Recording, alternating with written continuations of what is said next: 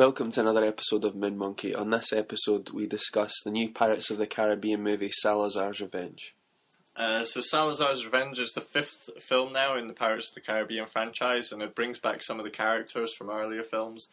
We start off with Henry Turner, which is Will Turner's son from the earlier films, and he's trying to save his dad, or bring his dad back from off the Flying Dutchman, which he was cursed to kind of serve aboard under the sea for eternity, I believe.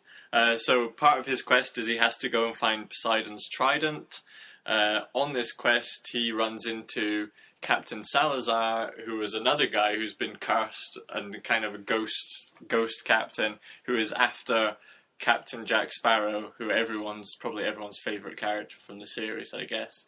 And then all these plots converge and come together, along with Karina Smith, another female protagonist, who is, we later discover, is related to one of the main characters. Yeah. We'll maybe spoil that a little later on. And she's kind of, this strong female character, very into science and struggling in this world where it's like very much a man's world, like the pirates' world, and the whole world of seafaring, I guess, is pretty male-dominated. But she's kind of the typical strong female figure, and a lot more intelligent than all the men, knows what she's doing, usually is the one to get them out of trouble and things. The central premise is this idea of Captain Salazar coming back for his revenge against Captain Jack Sparrow. But there's a whole load of things thrown in there, and it gets very confused, and it's kind of a web of plot threads. A web of confusion for you. Yeah. The three of them they're kind of replacing Kira and Orlando in a way. Which is alright because one of them's supposed to be his son, and their son. They are kind of stand-ins for the Orlando Bloom and Keira Knightley characters. Brenton Thwaites, who plays Henry Turner, and Kaya Scodelario plays Karina Smith. Who I thought she was very good in it. Yeah, when she was on screen, it was good, and you find out a bit more about her later on. She was really good. The guy was pretty wooden. Yeah, he wasn't really amazing. The biggest problem is it's kind of. Obviously, it's the fifth one in the series, so it's kind of, you're at that point where they're stretching out this idea. I mean, people thought the idea was stretched even in 1 3-hour movie, the first one. By the time you're at movie 5, they're stretching the idea of a theme park ride pretty thin over, now probably 12 hours plus of movie. And this is quite a long movie. It feels really long. And you're doing, some of the same beats as well. You've got, the young, attractive men, your guy and girl, like the heroes. You got Jack Sparrow doing this same shtick. He's hamming it up. He is, from the past 4 movies, he's pretty much been doing the same thing. I think in the first one, though, it was a really loved character. And I mean, I know there was a time you couldn't go to a Halloween party without running into 16 Jack Sparrows. But other people pointed out, it's the first film was really about Orlando Bloom and Keira Knightley, and Jack Sparrow was a funny kind of character that was with them along for the ride, and his scenes were really hilarious. But as it's gone on, he's become the focus more and more, and he is kind of a caricature. There's nothing deeper there. There's nothing really that they're they never seem to get into his character, even though he's pretty much holding the whole movie. But they never think we should actually maybe give him some kind of interesting backstory or. And he was just life. really a lot of it was his backstory because it was how he stole the compass from Salazar and cursed him forever. How he got his hat. How he got his hat. There's loads of stuff. How he hates monkeys. There's loads of stuff in there. But I felt like his performance, and his accent in particular, got really, really strange to me. And I'm glad I didn't just think. I thought maybe it's just me. But at points he went from Keith Richards to being fully Australian. It wasn't the weirdest accent in the movie. It was. But it just feels like they're just let him loose, and they're not saying, "Oh, that was good, Johnny, but maybe try that again. Maybe try sound like you're not from Australia. Yeah, you're not from Queensland. You're meant to be ripping off Keith Richards." It's always been a kind of pantomime from the first ones, but it just seems more and more just ridiculous at this point. I did like Jeffrey Rush hamming it up as Barbossa, again returning from the earlier movies, but again, in the earlier movies, he was playing a pirate. But you got a sense that he was taking it somewhat seriously. But now he is just doing your archetypal pirate voice. Yeah. Like people on World Pirate Day, just a complete caricature. Although he doesn't have a parrot. That's true. That's the one thing that's missing from his performance. So, it's probably why he hasn't won an Oscar for his role in the Pirates of the Caribbean movies. Any good parts you liked? Anything good at all? Well, I think we should say some of the positives. If you like the other films, you'll probably enjoy this because it does have all this kind of elements, I think, which made the other ones popular. One thing that I liked was the action sequences. Some of them were pretty good. Yeah. And there was some kind of fun moments, like the initial scene where they were escaping with the bank vault. I did like that. To be honest, Yeah. I thought that's a pretty good intro to a movie. My biggest issue is, again, just the CG and stuff, though. It's because you're aware that none of it's happening. And it got worse throughout, the scene when there's the undead sharks. It's so unreal that you can't really get involved because it's I'm just watching a clips reel. A zombie shark. Yeah. Yeah. I feel like that was made specifically just for the 3D movie, for the 3D screenings. Like the shark jumping over the ship, I reckon, and that was the scene of being we're going to put it in 3D.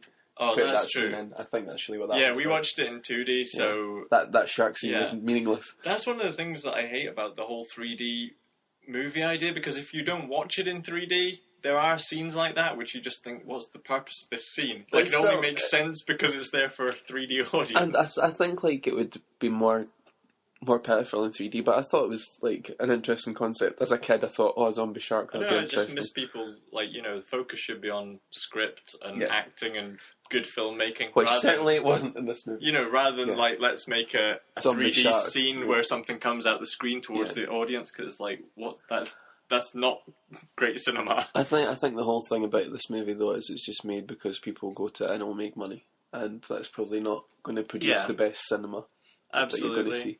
I would say the action sequences, there were some fun ones, and there was some stuff that you haven't seen before. The locations I thought were really good. Again, I'm going to get this, probably going to turn into a negative, but because I felt like they waste so much, because there is a great cast there, because you've got Jeffrey Rush, Stephen Graham, completely wasted. Yeah, we both really like Stephen Graham, and he's just kind of comic relief. David Wenham, Javier Bardem, Johnny Depp. All fantastic actors, and kind of wasted. You've got fantastic locations, when they show the sunset or they're on these Caribbean beach, you're this... you could watch that kind of...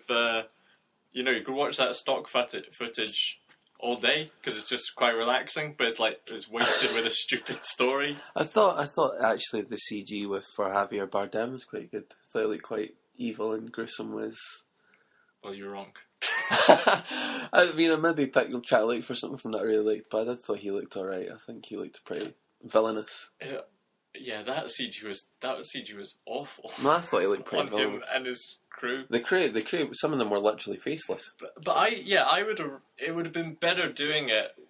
Some of that would be makeup, but I feel like they could have done a better job of stuff with makeup rather than do it CG. And the same thing with the sharks. If they'd have actually made animatronics, or even though it would have looked hokey or not perfect, you would have still felt there's a lot of craft gone in there, and it's more tactile, it's more engaging than something doesn't exist in any form in real life. So I always I like practical effects. I like seeing the makeup and that kind of thing.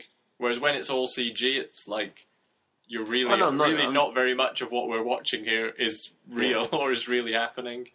There were a couple funny lines. We both laughed a couple of times through it, but it's very much the kind of puns and silly kind of innuendos.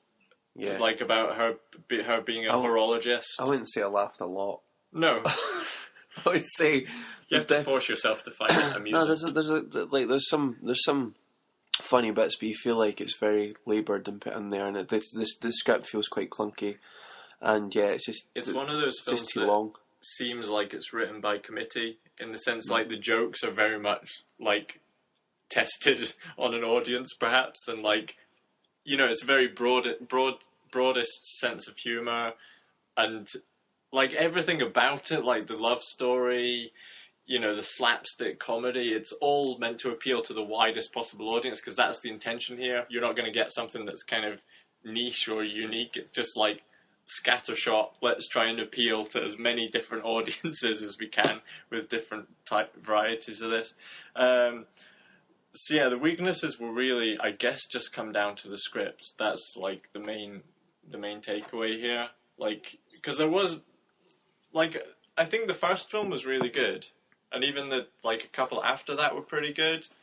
And it is an interesting idea. I mean, a lot of people thought it was based on such a thin premise, basing it on a theme park ride, but I think they did a pretty good job with the originals. And people like pirates, people like the world. Yeah. Another thing that I liked about it, I do like the world in the sense that they have these different ships. Like, you have Salazar, you have Barbossa's ship and fleet, you have Davy Jones in the earlier films, and the Black Pearl. You know, you have, like, these little worlds on each ship. You just like the idea of a strong British Navy. Yeah, I like the different ships, and you've got like the British Navy as like the bad guys usually, and they're all kind of coming together.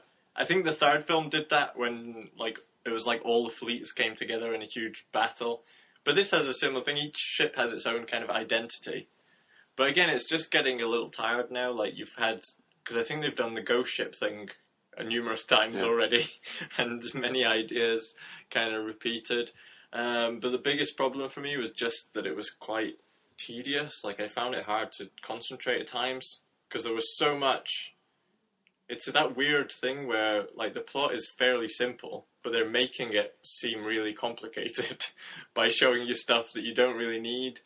One thing we haven't mentioned is Paul McCartney's cameo. Oh, yeah. I tried to forget. Yeah, it was a pretty. Yeah, I don't know why it happened. I'm not sure what it added or what it took away. I think it just got him out of the house. Yeah, it didn't really add anything. Apart from a terrible joke. It is, which like, admittedly was meant to be terrible, but still. This is the thing. It's like almost to the point now where it's disrespectful to the audience because they're just treating these films. And a lot of filmmakers, not just singling this one out, like a lot of films, they're just treating them like they're not an important thing or an important art form, that it's just like you know, put anything out there, have somebody turn up in a cameo, it's just a bit of fun. I got why they did the Keith Richards thing, because he's based the character on that, and I can kind of maybe see like the Beatles and Stones rivalry, and it's Uncle Jack, it's, you know, but I mean it just felt it just wasn't that great. Yeah, it was just really out of place. Like, but then a lot of things in the film they could have just cut out and it wouldn't have affected the story at all too much. For me, it was just too long and maybe a bit much CG and a bit thin on script and dialogue and just looking at the characters. I mean, they all had reasons to be there. Like Henry Turner and Karina and Jack Sparrow. They all had reasons to be on the ship and look for the Trident of Poseidon. Like, they all had reasons. Do you not think it would have been better trying to slim it down a little, like focus on one major plot and kind of follow it through? It just seemed kind of disjointed because you jump from one person to someone else. I don't know, because they were all going after the same thing. It wasn't really. I just think it was just because I think it's not just like we said. The guys kind of wouldn't. It wasn't just the actor's fault. I think it's the fact that the script is not following them through. That you're not having time to like develop an attachment to anybody. But by the time you're starting to think like, I'm starting to see where the person's coming from, you then cut to something else, and then by the time you come back, it's like, I've kind of forgotten what this guy was doing or all about. No, I don't know. Like, I never really forgot where they were all going. It was just like I was just struggling to really care. Yeah. About why they're going to find the Trident of Poseidon and like was going to break the curse, which is handy because most people in the movie are cursed. Yeah, that's true.